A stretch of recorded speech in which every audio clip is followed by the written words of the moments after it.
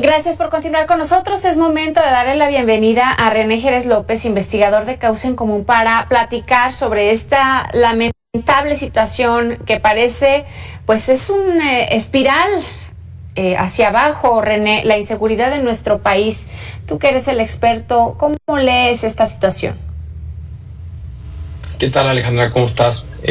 Un gusto antes que nada estar aquí con ustedes compartiendo este espacio y informando sobre, pues en este caso, hechos tan lamentables. Nosotros en Causa en Común, te platico, Alejandra, tenemos un informe, un documento titulado Atrocidades. La única manera en la que encontramos que podíamos llamar a esta violencia tan alterada que se suscita a lo largo y ancho del país. Y este informe nace para, pues, hasta cierto punto contrarrestar, llevar una contranarrativa de lo que presenta el gobierno federal como la incidencia delictiva, ¿no? Como lo que sucede en el país. Es complicado ver los números y los datos que presenta el Secretariado Ejecutivo del Sistema Nacional de Seguridad Pública y luego salir a la calle y realmente creer que esos números, que esas disminuciones tan abruptas del 50, del 60% en algunos delitos son reales, ¿no? Uh-huh. Este informe de atrocidades, 2023, nos da 5,993 atrocidades. ¿Qué entendemos por atrocidades desde el informe? Tortura, asesinatos de mujeres con crueldad extrema, la mutilación, la masacre, las fosas clandestinas, una serie de actos, de acciones verdaderamente atroces que ya suman este año 5,993, que a su vez suman 11,668 víctimas. Creo que es muy importante, desde Causa en Común reiteramos hasta el cansancio, que la única manera o la primer paso a tomar para realmente atender el tema de la violencia que se suscita en este país es humanizar nuevamente estos números. Es muy fácil perder el que me presente yo a hablar de 5,900 atrocidades o de cuantas sean atrocidades, estos números tan grandes que tratan de reducir el conflicto, que tratan de reducir pues panorama generalizado de violencia en todo el país. A veces pues logra que se pierda un poco el hecho de que estamos hablando de vidas de personas, estamos hablando de violencias no nada más del crimen organizado, sino violencias familiares y violencias sociales, violaciones por razón de género y por razón de clase. Es verdaderamente ya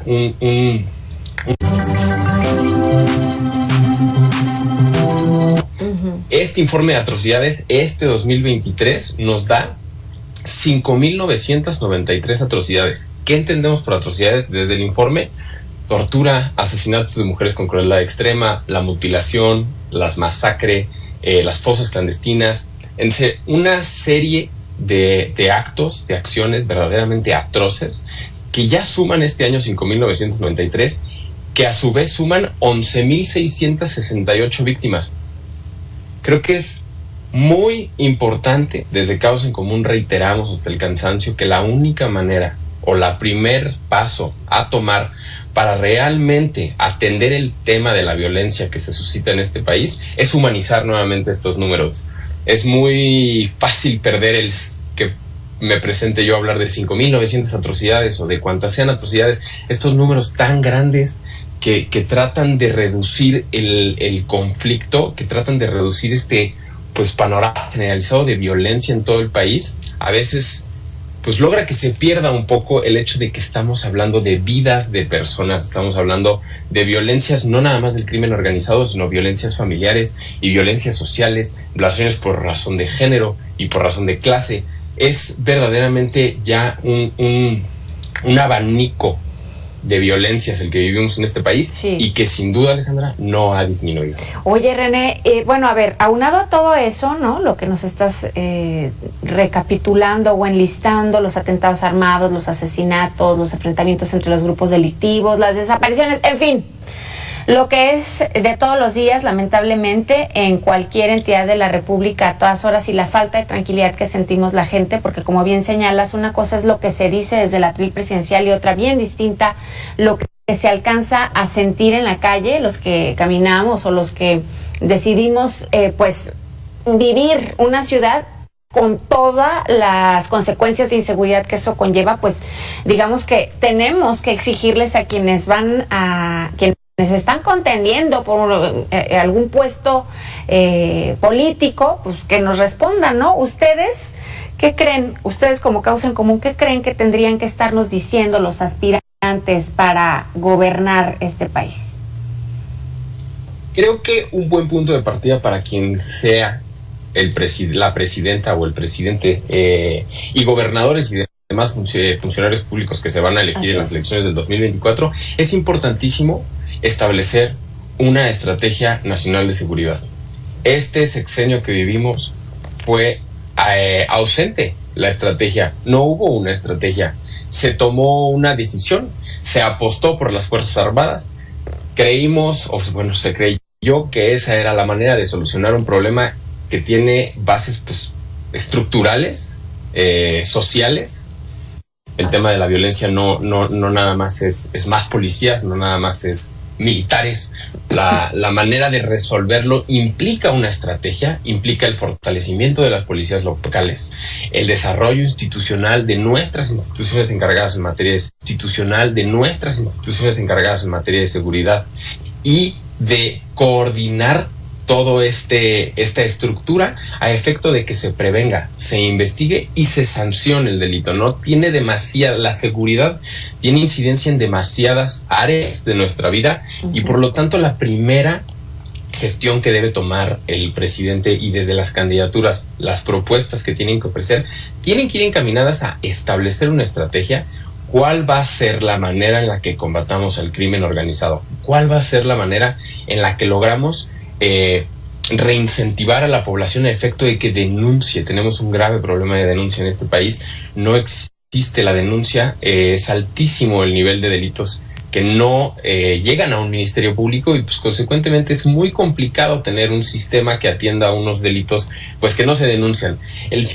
Creo que es un círculo el que se genera, pero todo parte de que existe una ausencia absoluta por parte de nuestras autoridades, dígase ya Guardia Nacional, la Secretaría de la Defensa Nacional, en fin, hay una ausencia respecto a qué y cómo se va a hacer para realmente reducir estos números y combatir al crimen organizado. Oye, René, sí, definitivamente coincido contigo, establecer una estrategia, coordinarse, en fin, pero también podríamos estar pensando ya en que este México que todos anhelamos también implica que esta reestructuración haga jaloneos o que desde el núcleo de la delincuencia organizada pues se tambaleen algunas cosas y esto como efecto dominó nos alcanza a pegar como sociedad. ¿Tú también lo ves así?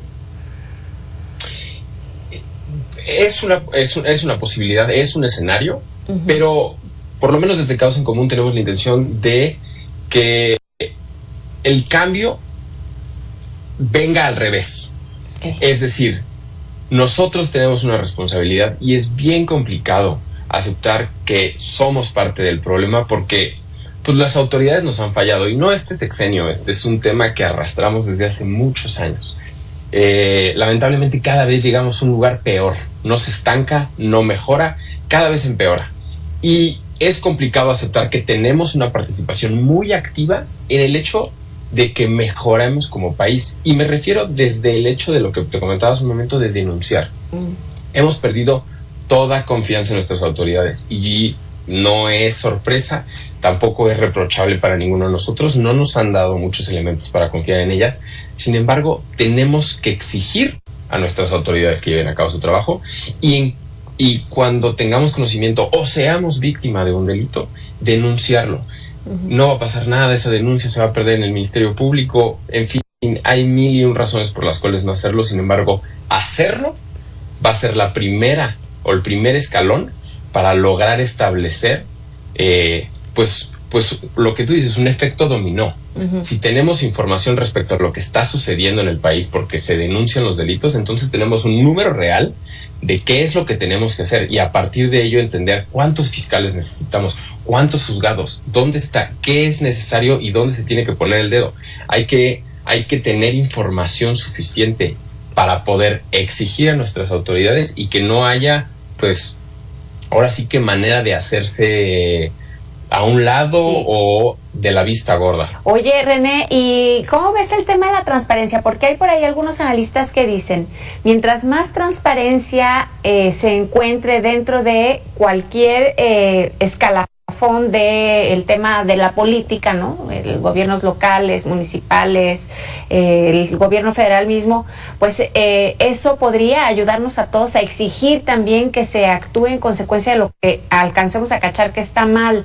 Por ahí hay quienes dicen, pues este gobierno no le está apostando mucho a la transparencia, a pesar de que se diga otra cosa. ¿Tú cómo lo ves? Definitivamente estamos completamente de acuerdo con lo que señalas. La transparencia, el libre acceso a la información desde la ciudadanía es una de las únicas herramientas que tenemos para exigir lo que se tiene que hacer. Y sin lugar a duda, este gobierno ha hecho todo por tratar de conducirse con opacidad, de alejarse lo más que se puede de los medios de transparencia. Dos ejemplos muy claros para no ahondar mucho en el tema, pero el tema de la militarización, lo que platicábamos acerca de la apuesta por el militarismo en tanto a temas de seguridad pública y ya de cualquier otra cosa, ¿no? Aeropuertos, el Tren Maya, obras insignia del gobierno. El ejército tiene una manera de funcionar que se aleja de la transparencia, se aleja del acceso a la información. Es una manera en la que ha operado el ejército durante muchos años y que hoy estén involucrados en tantas tareas civiles, pues naturalmente lleva a la conclusión de que no hay transparencia en esas nuevas asignaciones que tiene la Guardia Nacional, que tiene la Secretaría de la Defensa Nacional, ¿no? Están a cargo de aduanas, están a cargo de migración, están a cargo de 17 oficinas de representación, entre muchas otras. Por un lado, y por el otro lado, Alejandra, lo que vimos al principio de año respecto a este actuar pues ilegal del gobierno federal en aras de lograr su proyecto de gobierno, la desaparición o el intento por desaparecer el Instituto Nacional de Acceso a la Información. Hoy en día seguimos sin tener un pleno completo de los comisionados del INAI. Uh-huh. Hay una resolución que permite al INAI sesionar con los comisionados que tiene, sin embargo, hay una voluntad por parte del gobierno federal de desaparecer ese instituto. Sí. No ha funcionado por más de 500 días. Se están acumulando los recursos de acceso a la información. Las preguntas que uno realiza como ciudadano, te lo digo como investigador de la organización, cuando uno pregunta como ciudadano en la Plataforma Nacional de Transparencia por información pública, sí, la respuesta es la misma. Es o soy incompetente o es un tema de seguridad nacional. Pero de que no te doy la información, no te doy la información. Híjole, pues sí, qué pena, porque vaya que a ver, yo también le entro al tema de la investigación por transparencia y afortunadamente hasta hoy no me han contestado eso, pero cuando tiene que ver con temas de, por ejemplo, el otro día analizábamos un tema de hasta dónde está el narco metido en los cultivos, ¿no? En el campo, y ahí sí dijeron, no, bueno, nos reservamos la información porque es de seguridad nacional. Cuando les conviene, René, están a nuestra disposición, y cuando no, pues ahí, ¿no? Ahí en los ejemplos. Ojalá que pronto veamos un panorama distinto por el bien de todos los mexicanos, René. Espero platicar contigo una vez que eso haya sucedido, y si no, pues lo seguiremos poniendo sobre la mesa.